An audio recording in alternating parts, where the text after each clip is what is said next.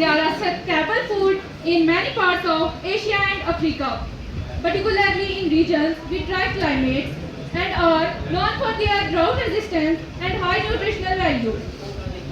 Let's see an overview about millets. Millets are small seeded grains. They are widely grown around the world. Millets crops are pest resistant. Millets need less water for cultivation. Millets are traditional grains in India like jowar, ragi and bajra. They have very high nutritional value. Millets are very rich in proteins and minerals like iron.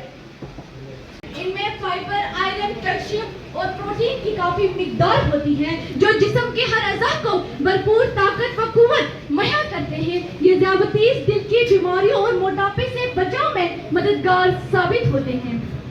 क्योंकि glycaemic index कम होता है, ये खून में sugar की सतह को मुतवाज़न रखने में अहम रोल अदा करते हैं।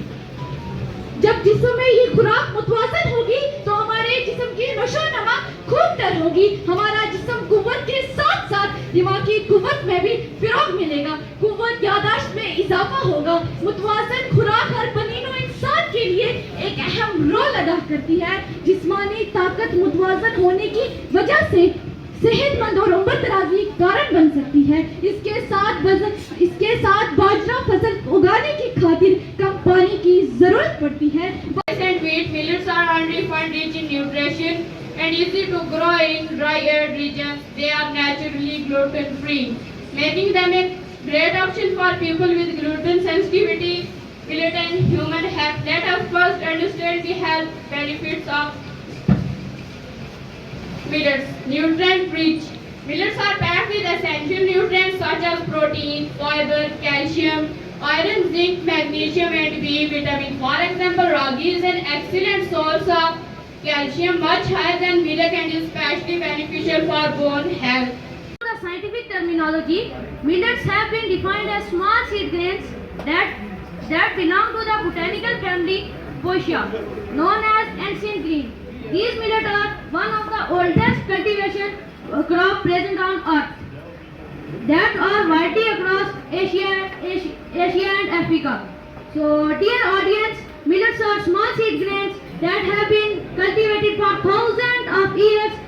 They are considered one of the oldest cultivation crops known to humans. Millets include different varieties like jowar, bajra, ragi. These grains are highly nutritious.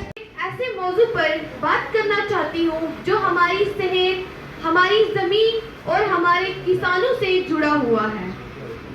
Millet यानी बाजरा, जी हाँ, वही कदीम अनाज जिन्हें हमने भुला दिया, लेकिन अब वक्त है कि हम इनकी तरफ लौट आएं और खुद को, अपने खानदान को और अपनी कौम को सेहतमंद बनाएं।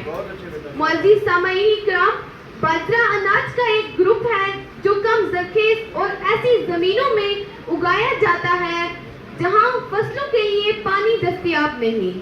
बाजरा यानी छोटे दाने वाले अनाज का एक अनमोल तोहफा है। इनमें बाजरा, जवार, रागी। As we are gathered here to discuss an important topic, that are millets, which not play a significant role in our health, but also open a golden opportunity of our life. Millets are a group of crops that have been a part of our life for thousands of years ago.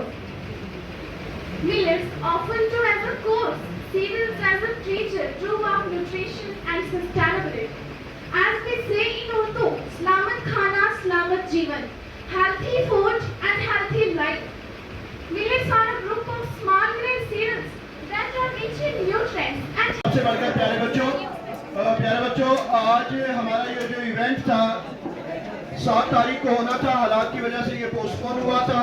आज जब हमें chief education office से direction मिल गई थी परसों कि 23 को करना है, तो यहाँ इस इवेंट पे आने से पहले मैं मुबारक दूंगा हमारे उन 14 बच्चों को जिन्होंने डिस्टिंक्शन हासिल की है बोर्ड एग्जाम में, और हमने कोशिश करके उनको फैसिलिटेट किया है। 12वीं वाले 12 बच्चों और 12th वाले 10th वाले 2 बच्चों के लिए मेरी तरफ से आप सारे जोरदार ताली बजाएंगे।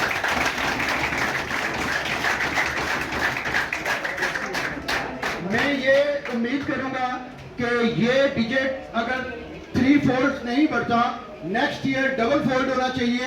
इस बार अगर 14 बच्चे हैं 10वीं और 12वीं के डिस्टिंक्शन वाले, तो अगले साल हम कोशिश करेंगे 28 या 30 बच्चे लाए। तो आप सारे बच्चे तैयार रहेंगे ताकि